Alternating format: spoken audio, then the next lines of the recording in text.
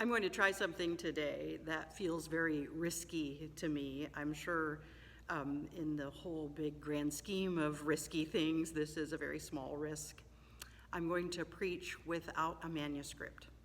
And given the fact that this is on video, and if I think it's terrible, I can just start all over, the risk gets even smaller. But I think it's worth a try, and I think it's worth trying, particularly in this time when we are trying very hard to connect through the miracle of technology and the magic of the internet.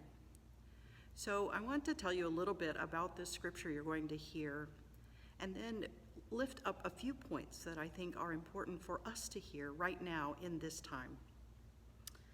The scripture comes from the Gospel of Matthew, and Matthew's Gospel has an important section called the Beatitudes, where Jesus talks about who is blessed, and he lifts up those who are poor and downtrodden and excluded and troubled.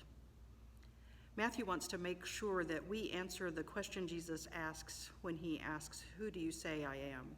Who do we think Jesus is? And Matthew wants us to be very clear as Christians that our Christianity only begins with the first step of belief or accepting Jesus or becoming a follower of Jesus. That's where it starts. Matthew says there's an ethic that goes with that can't be separated from that initial moment of faith. The scripture we're going to hear today takes place right after Jesus has heard about the execution by beheading of his cousin John the Baptist, the one who baptized him.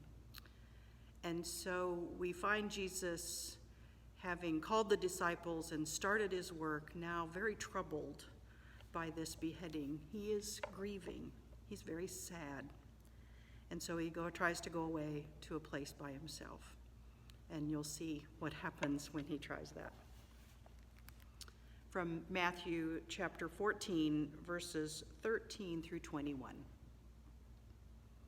Now, when Jesus heard this, he withdrew from there in a boat to a deserted place by himself. But when the crowds heard it, they followed him on foot from the towns. When he went ashore, he saw a great crowd, and he had compassion for them and cured their sick. When it was evening, the disciples came to him and said, "This is a deserted place, and the hour is now late. Send the crowds away so that they may go into the villages and buy food for themselves." Jesus said to them, "They need not go away. You give them something to eat." They replied, "We have nothing here but 5 loaves and 2 fish. And he said, "Bring them here to me." Then he ordered the crowds to sit down on the grass. Taking the 5 loaves and the 2 fish, he looked up to heaven and blessed and broke the loaves and gave them to the disciples. And the disciples gave them to the crowds. And all ate and were filled. And they took up what was left over of the broken pieces, 12 baskets full. And those who ate were about 5,000 men, besides women and children. The word of the Lord. Thanks be to God. This is a familiar story for many Christians. It is known as the feeding of the 5,000. In another gospel, in another version of the story, the 5 loaves and 2 fish are supplied by a little boy. And many of us, having heard this story throughout childhood and into adulthood, started to ask the question, how did this happen? At some point, we wanted to know, how did this happen? Did the people all have lunch with them that they'd brought along in satchels or bags or under their cloaks? And when the baskets came around, they put their own in and shared their food? Maybe. But it's equally likely that it really was a miracle story, and that Jesus took what was given and multiplied it to an extent that everyone there had enough to eat, and there was even some food left over. I think another question we might ask is, why is this story here? Often we like to take stories like this, where Jesus says, you give them something to eat, and we like to spiritualize them, and we like to say, well, he didn't really mean actually give food to hungry people. He meant feed them spiritually, bless them, maybe post an encouraging meme on their Facebook page. He didn't actually mean pass out bread and fish to people who are hungry without asking them to do anything.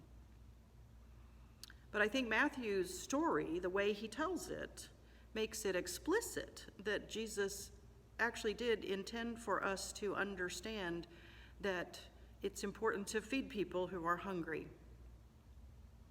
We see later in Matthew's gospel in the 25th chapter when Jesus confronts certain people who saw those who were hungry and did not feed them. And he says, whatever you did not do for the least of these, my family, you did not do for me. So the first point I'd like us to remember from this story is that they were there, gathered together. It was late. It was too late to send people away. And Jesus said, you give them something to eat.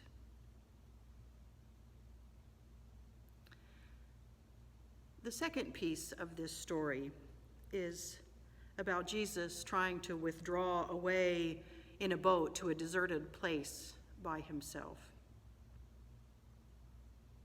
Many of us in this time of global pandemic, socially isolated, far away from those we love in many cases.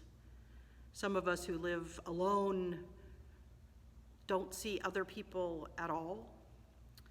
Some of us who have families in our households maybe would like to withdraw away to a quiet place by ourselves. Probably all of us in this stage of the game are feeling really exhausted, grieved, troubled. Many of us would like to just go hide away, get away to a quiet place, withdraw. Some people have been heard to say about COVID-19, well, I'm over it. I'm just going to resume my normal life. And the truth is that neither withdrawing nor somehow trying to force ourselves by wishful thinking back into a new normal, neither of those is a viable solution. The truth is we stay with it and we continue our ministry. Just as Jesus said, no, don't send them away. I know you're tired. I'm grieving. I'm tired. Jesus said, but we're not going to send them away. We're going to feed them. So I think it's worth remembering that Jesus asked all those people to sit down. And he took the 5 loaves and the 2 fish. And he looked up to heaven and he blessed and broke and gave. He took, he blessed, he broke, and he gave. And Jesus takes you. And Jesus blesses you. And Jesus breaks you open. And then Jesus gives you to the world. Because people are hungry. They're hungry for bread. They're hungry for daily bread. And they are hungry for care. And they are hungry for connection. And they are hungry for a community. You give them something to eat.